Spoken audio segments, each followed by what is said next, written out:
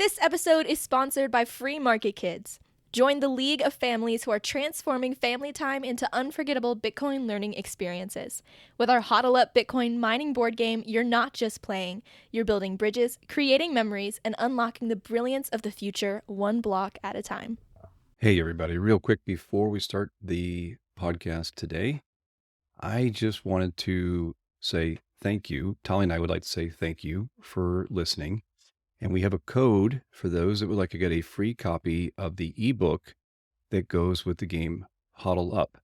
The code is BHS, so Bitcoin Homeschooler, abbreviated BHS, or if you're in the military, Bravo Hotel Sierra. Go to our website at Free Market Kids, use BHS with the ebook version of 21 Bitcoin lessons using games, and we'll send it right over to you. We do ask if in return, it would be wonderful if you would sign up for our email newsletter. You don't have to, but we'd appreciate it. Enjoy the show.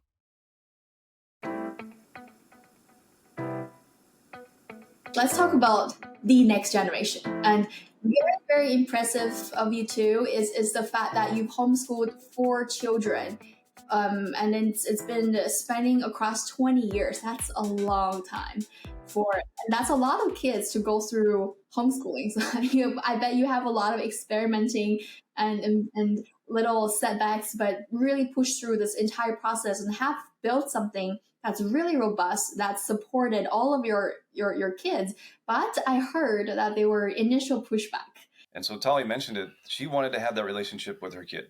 So if you go, you start your family, but then you go to work and you hire a nanny, and after you pay taxes and you pay the nanny, and you look at how much incremental money you've made with that compared to how much time you've lost with your kids in their key part of their development, and which one of those things is more valuable to you, right? So that's on the positive side, is the relationship. But there's a lot of bad things to avoid in schools, and I think you have to be open-minded that the people who are making recommendations to you are coming from a fiat mindset.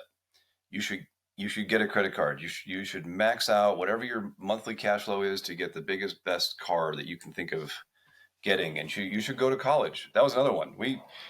So for our families to, when we were going to homeschool, it was almost an insult. It was, what are you doing? Why your kids aren't going to be socialized? There's all this fear based on it. And you're giving up this career. You went to Yale. You're a stay-at-home mom. What are you thinking? And it seemed like that was somehow a double insult on the Asian side. So it was like it wasn't just bad. It was Ouch. Monumentally bad. So it's, what are you doing? And then our kids, when they got to the point where they were thinking about school, we have 2 girls and 2 boys, and the boys tried it and said, this is not for us. And so now the families are looking at us like we're crazy again, saying, you went all the way up to your master's and you're telling your kids they don't have to go to school. And we're just looking at it going, well, first, what are they going to get? The school prices they're inflating because of all the administrators that they're bringing in, way more than the stated inflation. They're not going to be able to get out of student debt with the job they're going to get with that. And if they did get a job, they'll probably be miserable with it because it's probably not aligned with what they want to do. So if they went and earned money and they learned on it, there's so many ways of learning now, online and other things that you can do. We should be leveraging that technology. So you really need to question whoever is making that recommendation to you. What is their framework? If their framework is this fiat system that says you should eat these foods and you should go into debt and go to school and you should do this and this, and I think it's a first principle thing. You just need to ask, what is it that you're really getting out of those things? And what is your real opportunity cost for that? And it's, if you do that, then I think what it comes down to is making the commitment. So Tali said, I want to try it. I said, let's try it. The worst that can happen is a couple of years go by and when the kids goes back to school or something. There's a very low risk to it. But once you got to make that commitment to try it. And just like you're going to try to do your business, you're going to try to do whatever it is that you're going to do. But homeschooling is really misunderstood. And I think people are being biased they're being influenced by the people around them who are very, very high time preference focused and fear based. And once you get past that, you see how free you can really be. And it's hard to explain that to someone who feels the pressure of the fear. So I know that our families, they never came to us for any other reason than they loved us and they wanted the best for us. It's very hard to explain to them that like what they were recommending didn't fit with what we thought was best. Right. And well, I do want to say that we did meet a lot of resistance on both sides. From my side, because of the Asian expectation of, you get your master's, you work a really nice job, you have the fancy house and the big vacations and all that stuff. And then on his side, because both of his parents worked in the public school system, they were insulted by what our decision was, because like, what's wrong with public school? We raised you in the public school. Are you saying we did a bad job kind of thing? I'm like, no, that has nothing to do with that. One of the most influential books that really impacted me when the kids were little, like I said, I went into homeschooling not knowing anything. Really, I went into parenting not knowing anything except the traditional, like Confucius kind of, the parent authority is absolute and you got to respect your elders. Like, other than that, I really had very little practical parenting understanding. But one of the books that was really impactful for me was a book by a lady called Jennifer Fox. And she wrote, and it's called, I'll send you the link, but it's called Discover Your Child's Strength. And it talks in the first chapter about how the world's changing. And this book was written over 20 years ago when globalization was just starting to happen. And people and companies are hiring from overseas over the internet. That was right at the beginning of that. And they were talking about how our public school system or our general education setup is to make sure that everybody can do at least mediocre level of a bunch of subjects, 6 or 7 subjects, right? That all the students are required to do. And the focus of the school and the education is to make sure that you strengthen your weakest subject. So you spend your whole career and, you get A's and a B. Your after school hours are spent on bringing that B up to A, because for whatever reason, they expect everybody to have the same set of skills, which is very strange because people are made so differently. And so this lady, Jennifer Fox, said, what if instead of making everybody mediocre in 6 subjects, we make each person the best in the world in the subject that they are naturally inclined to do? And just don't worry about these other stuff. Like, does it really matter if everybody can do algebra? No, it doesn't matter whatsoever. But think about the hours and hours and hours wasted on kids who hate math. Like, you have to at least pass algebra. The money and the self-confidence that's like hurt and bruised because, oh my God, I'm so bad in math, I must be a stupid person. No, but if you're really artistic and you're just like the best, if you got 40 hours a week to work on what your strength is, can you imagine the distance you can go? And so the book talks about how that whole system is kind of backwards. Right now, we're talking about, the wasteful administration costs and the wasteful, the retirement and the woke agenda, all that stuff. But if you really get to the heart of education, what are we trying to do? Are we trying to strengthen their weakest subject, or trying to make them the best in their best subject? And then they can compete globally, right?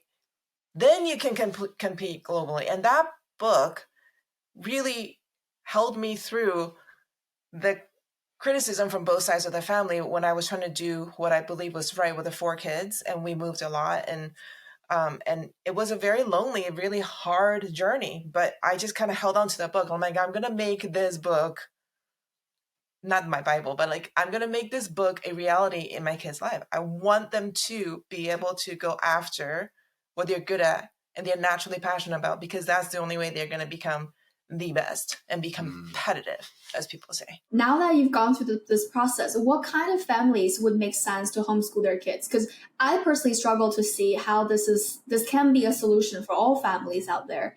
Or you can either that's because of how their economical situation or how their family's set up and how educated the parents are, or other I'm sure there are a million other factors that can impact how this is carried out on a decade basis. So in your view, like what are some of the key factors they should line up before they can consider homeschooling?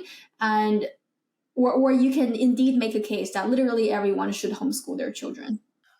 Well, I'll just say that when we started homeschooling, the resources were much more limited, and there's a lot more out there now available online than there ever was. And there are many, many options of homeschooling. Homeschooling just means the parents get to decide what the kids are learning, but they don't have to be the teachers specifically. So for example, I knew this one family, she was a single mom, she had a son, and she worked a full-time job, and she homeschooled him when she got home. And during the day, he stayed with grandma. But grandma wasn't homeschooling him. She took him around, as she was living her life, and helped her in the kitchen, went to the store with her in the bank and everything. And even in those field trips, he's learning, right? But when his mom came home, she did the academics. Mm-hmm. So that's one example. Another example is moms who work part-time. They can put their kids in what I call part-time private school, which is basically a drop-off situation. You drop them off in the morning, you pick them up in the afternoon. The teachers give the assignments, they do the teaching. You just make sure they do their homework. And the benefit is you get to pick the teacher, you get to pick their subject, and you get to be very, very involved. Nobody's going to be like, this is what your kids absolutely have to do, because you just pick them up and you take them to another place. Full control, right? So that's what I will call part-time private school. But again, the parents are not doing the teaching, and they can still work a part-time job. Mm-hmm. And then you go all the way to the other end of the spectrum where people do unschooling. And so both parents are working and the kids are with them. So that's a specific kind of setup. They either have their own business, or maybe they live a farm or something like that. And the kids are just learning through their life activities, and they're not necessarily doing academic subjects. So that's all the way to the other end of the spectrum.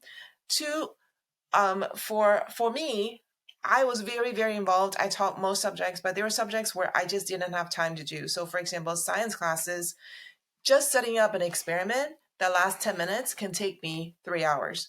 And I can't do that because in those 3 hours, I have to cook and clean, do the dishes and the laundry, and I have to teach them the other subjects. So I outsource science classes. So once a week, I would take them to a place where they just went and took science classes, and I picked them up. I don't have to teach. I don't do homework. They taught, the teacher taught, and the kids asked questions and whatever that way. And so there's so much flexibility. Really, anybody who wants to homeschool can homeschool. Do you trust somebody else to influence your kids' experience and their mental frameworks? Or are you going to do everything you can to help impact that and actively contribute to it? So you're either outsourcing it and hoping, or you're going to actively participate. Homeschooling is a flavor of active participation, but I think the responsibility is on the parents. And no matter what your circumstances, you can still talk to your kid. You can still read to them. You can still play games. You can do sports together. There's a lot of other things you can do to help them with what they need for the mental frameworks. I also think that the most important part in this picture of homeschooling or supplemental schooling after school, for parents who can't homeschool, is to make sure you have a strong relationship with your kids that's open and healthy. Because if they have to go to public school or private school because of your job situation or your financial situation, but you have a really wonderful relationship with your kids, you can still teach them all kinds of stuff. I think the most detrimental is when they go away to school and you don't have a relationship with them and you try to tell them stuff, then they're not going to listen.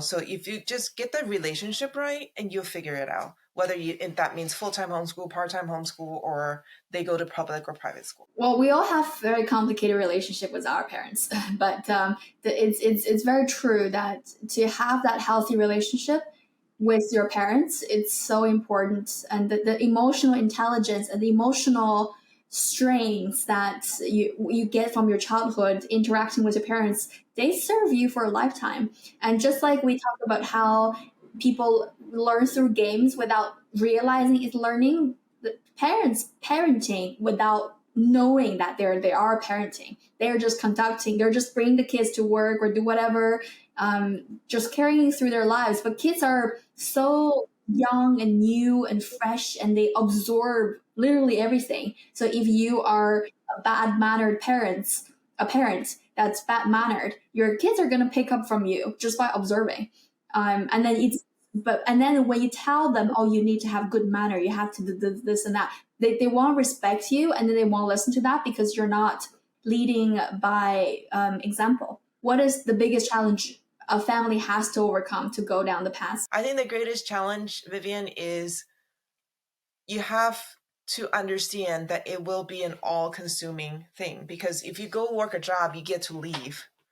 If you're mothering and homeschooling, you never get off the clock. It is a 24/7 job. And I have spoken to some young women who are afraid that they're going to lose themselves when they homeschool, because they're never going to have free time again. That's it. Their life is on hold for 20 years, whatever.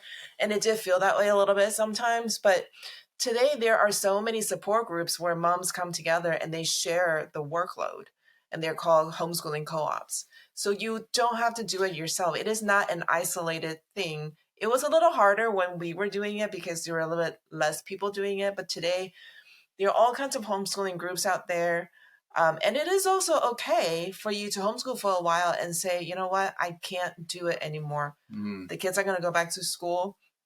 You haven't failed. You've laid a foundation that will serve them. So that's also okay. And some people let their kids go back to school, and the kids decide they want to come back into homeschooling, and then they take charge of their own education and they become self-educators. I've heard stories like that also. So well, let me try this, Vivian. If I were to go back and give my self advice 20 years ago or 25 years ago, and that horizon perspective we were talking about, where you take this very long-term view, you can call it zero time preference, whatever, and you challenge yourself and say, okay, so in one of those futures, you're going to be able to tell your family or tell yourself or whoever's around you, man, I had a really great career. I made all kinds of PowerPoints, or I sold millions of dollars of whatever it was, or I have so many properties, something. Another one could be, I have 4 fantastic kids that I have a loving relationship with, and we've done all kinds of things together, and now they have grandchildren, and you have these relationships. And so if I could go back 20 years, 25 years and say, you could go pursue your fiat job and worry about the title you have, the prestige of the industry you're in, the size of your house, or whatever it is that you're judging yourself by. And maybe your classmates will judge you by that, or your parents will judge you. Hey, how come you're not a lawyer? How come you're not a doctor? Or, whatever pressure there might be. You can say, no. If you want to look back and say, I was a really great mom, or I was a really great dad, and I have relationships, and then work backwards to the present and ask yourself a question about, is homeschooling, or however you want to say this involved parenting style, which path am I going to be on? And am I going to make a commitment that I want to be on this path? And if I am, then it makes the things that Tali's talking about a lot easier, because you're not looking at it going, wow, 24/7, that sounds horrible, right? But if you're thinking about that low time preference, if you're thinking about the very long time preference, you're not thinking about that. You're thinking, I'm not doing this because I want to be miserable. I'm doing this because what's valuable for me is the relationships and this experience. And I know that I will put them into the best position possible for them to have a good life. Is that what I want? Or do I want to just say, I had a really great career and hope that along the way, so if you're not running your own company, that no one laid you off? Well, I also want to add on top of that also, there has been a huge push over the last few decades for women to have both career and family. That was a big message that was being pushed as I was coming out of college, and all of us bought into it. We all thought we could do it. We could have an amazing career and we can have an amazing family. But the truth is, it's the same as the dollar. If you spend it in one place, you can't spend it again another place. And so for us looking back, well, our son also just got married, and it was very, very sweet. And his wife is also a homeschooler, and almost most of the guests at the wedding, they were all homeschoolers, like almost all of them. And what I absolutely loved about that is I can say, I know my son very well. He knows me very well. We have a very good relationship. The siblings love each other. We're very supportive. Same thing on his wife's side. I mean, the whole community just came together and just loved on them. And I just don't think that if I had gone into investment banking the way that I originally planned to do, that I would have that kind of relationship with them. It's not possible because my time would be spent in the office and they would not know me at all and I wouldn't know them. So yeah, 24/7 sounds really scary, but again, there is a lot of support. You do have a lot of you support. can do it. You have support groups. You have the technology. You can do it. With education now. You can teach so many things in so many ways. Thanks for the disclaimer, because 24/7 does sound hella scary. Okay, let me ask you this though: Do you know anybody who feels that they are tied that way to their job anyway? Oh, They can yeah. get a phone call at night. Maybe even if they're not getting a phone call from their boss at those times, they're so stressed about the things going on at work that they can't relax and they can't enjoy life. And so it's 24/7 of one type of stress, or it's 24/7 of a different type of stress, but at least it's on the path to something better.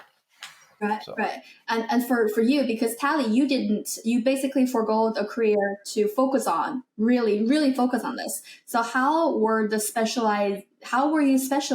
Were you specializing? How in the family to pull off such thing, to homeschool 4 children with a single income?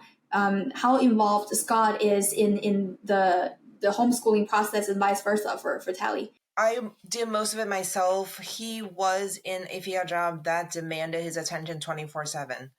He would get phone calls 3:00 in the morning, and I would have to wake him up and be like, your work is calling. I mean, on the weekends, on nights, he was working. And a lot of times we had to take vacations without him because he couldn't get off work. And in that way, if we had to do it all over again, I'm not sure that we could have done it differently, but we really would have preferred to do it differently. I would have definitely, because I was Yeah. so tied up in what my title was and that I had to provide for the family with medical, and as opposed to saying this place that I'm in is the wrong place to be in, and I'm burning myself out, which never ends well.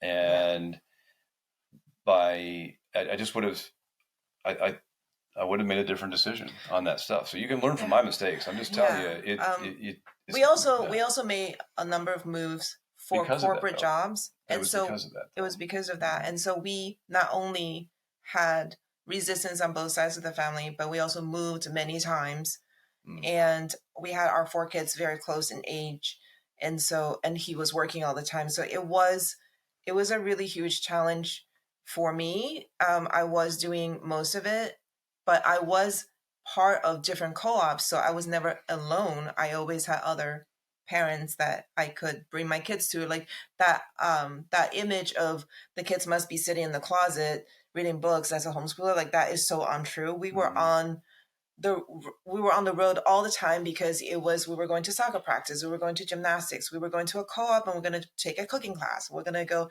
here, we're going to go to the zoo with the other homeschooling parents, and we're going to take another field trip here, and we're going to do a play, and we're going to do a musical, and we're in the choir. And so we're all constantly moving, and the kids are interacting with other parents all the time, other kids. And so that phrase that it takes a village to raise a child is very, very true. I couldn't have done it myself.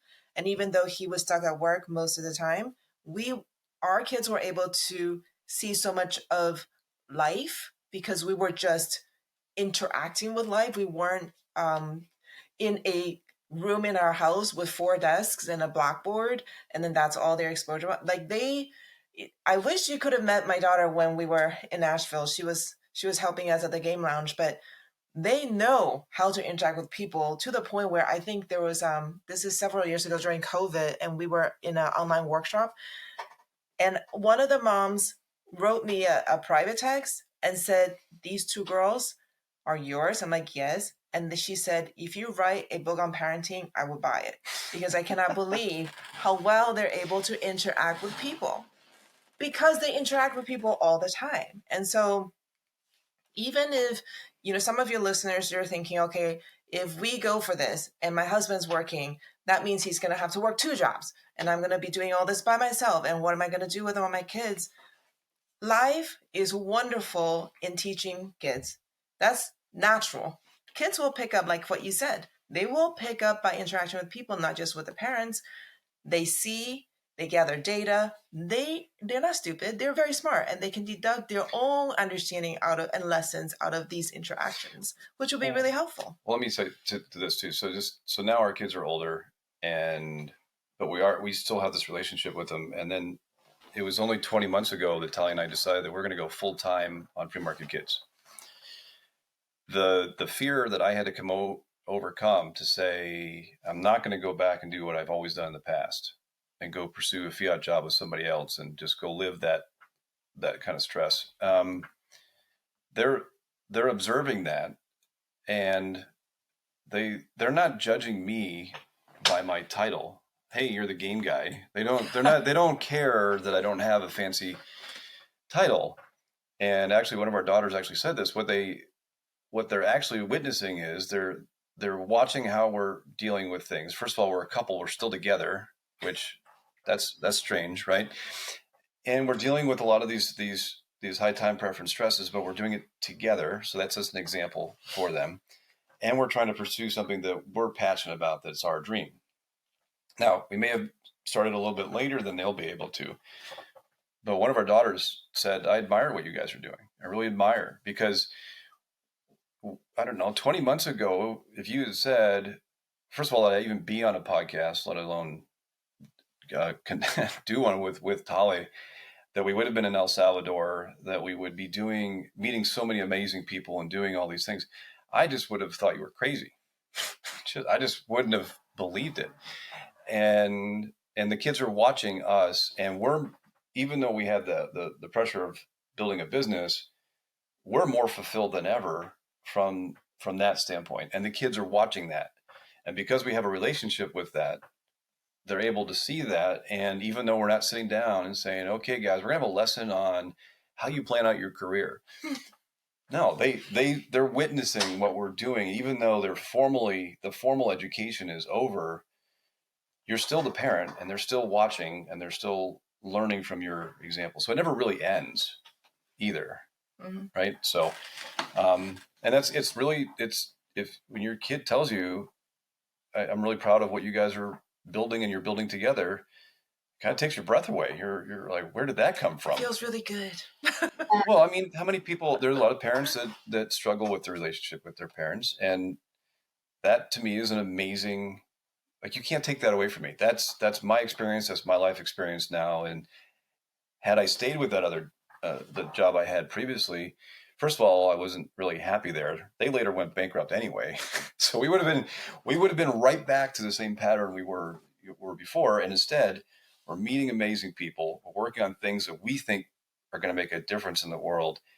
And then our kids are watching this, and they're observing what we're doing, and they're learning from it as well. So we're continuing to teach them without formally saying, okay, kids, let's we're going to have a lesson now on career planning and entrepreneurship. No, they're just watching us do this. So it just all works together when you do it. And then you're like, oh, that makes sense.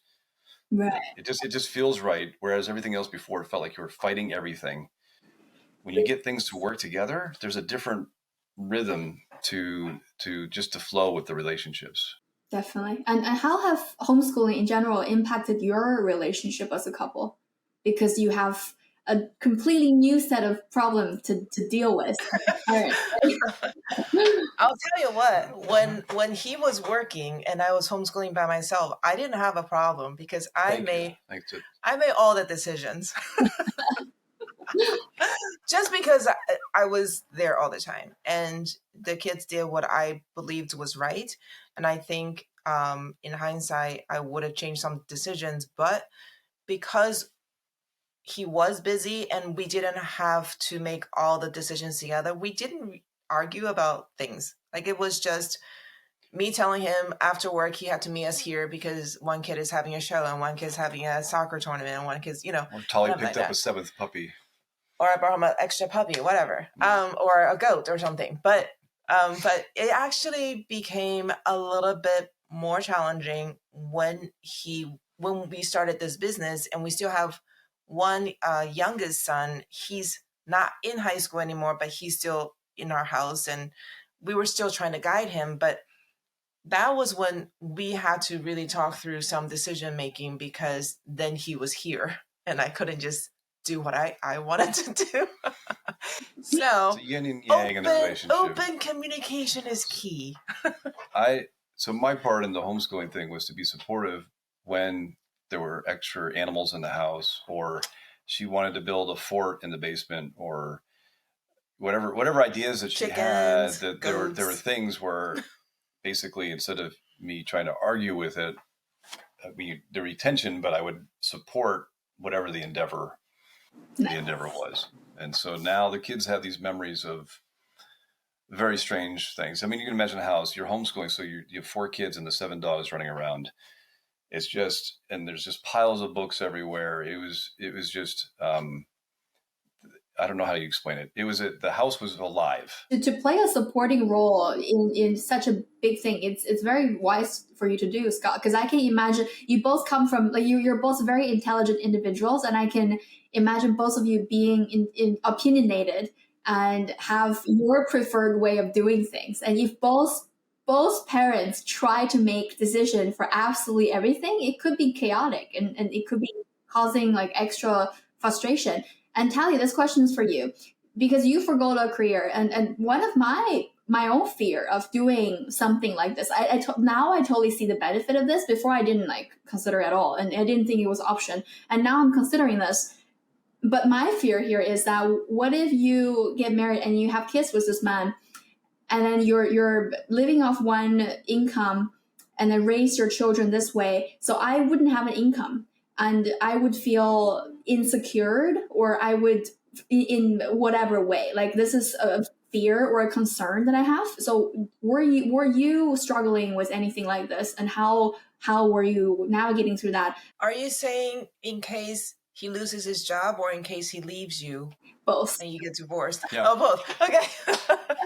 Or she could leave him. Or you can leave him. Right. Yes. Yeah. So the strange thing is that was never a concern I had, because I knew I could make money because of my work experience. And it was just not something, I think that was definitely something my mom, the concern my mom raised. She goes, what if Scott decides to leave you and you got fat after having 4 kids and now you're stuck and they can't go to school because you homeschool them and last time. Don't understand the Chinese way. I personally did not have that fear, because I knew that our understanding of each other and where we're coming from and our life values were really aligned.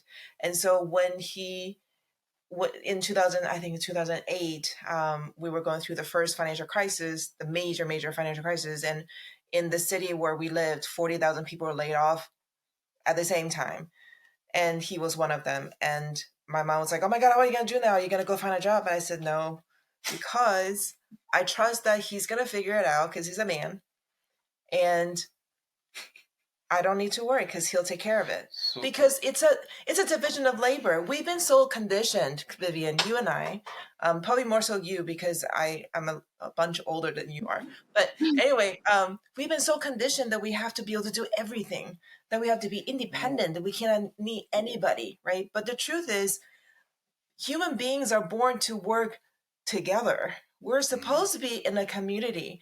If your husband loses his job, or being stupid decides to leave you, okay, and you still have a community around you, you'll be okay. They're going to support you. The only reason you have that fear is if you feel like you have to do everything and you have nobody that you can depend on whatsoever. And I didn't really necessarily have a community around me because of us moving around and everything, but I just knew that he's going to take care of it. He's going to be okay. And I personally didn't have that fear, so I'm not sure what kind of recommendation I can make.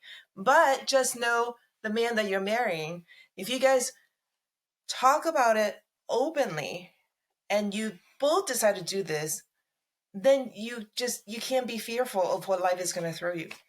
Because you don't know what's going to happen. We're going to keep doing he said, she said. I'll give you advice. Okay. I'll give you advice as the man. The man? Yeah. Listen, because what she's telling you is you got to go find the perfect man. And you got to go. And then if it doesn't work, it hasn't allayed your fears at all. So number one, I think for me, a healthy relationship, both parties have to be a whole person. So if you are defining who you are based on who he is, I'm the doctor's wife, I'm the whatever, then you're vulnerable.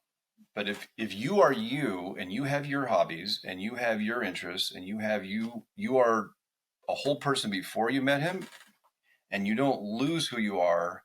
Now you come together as a couple and you have your couple personality, but it's not going to be a healthy relationship if one or the other is defining who they are based on that relationship.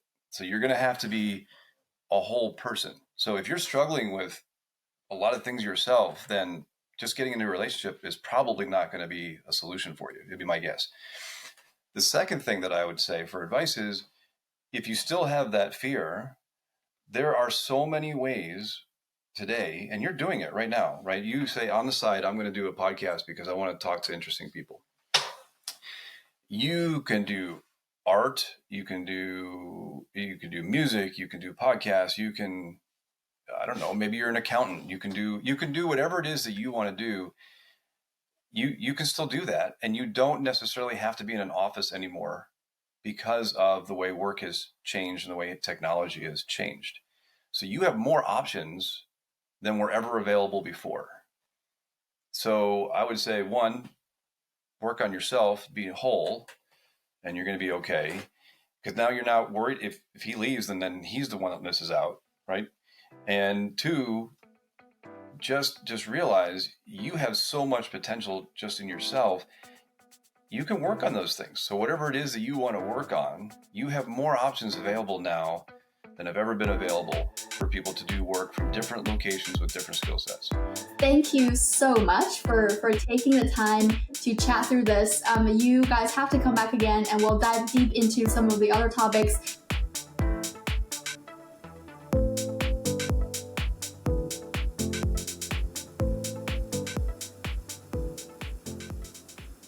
If you enjoyed this podcast and if you found this valuable, please leave a review to help others find us too. For those who prefer zapping sats, we love those too. We're on Fountain, we're on Noster, and we're on Orange Pill app. Also, I host a women's only Bitcoin podcast called Orange Hatter. And the mission of that podcast is to reach pre-coiner women. So if you know of someone in your life that you would like to introduce Bitcoin to, check it out. So Tali and I also don't have sponsors for this show. We are trying to build and run Free Market Kids. You can check out our products at freemarketkids.com. This includes the Bitcoin mining game HODL Up, which is a great introduction to Bitcoin. The school edition of HODL Up is always available. We also have the 2024 Halving Edition. It's going to be super deluxe. Very excited to roll it out. It is available on pre-sale at a 21% discount. Until next time, happy hodling.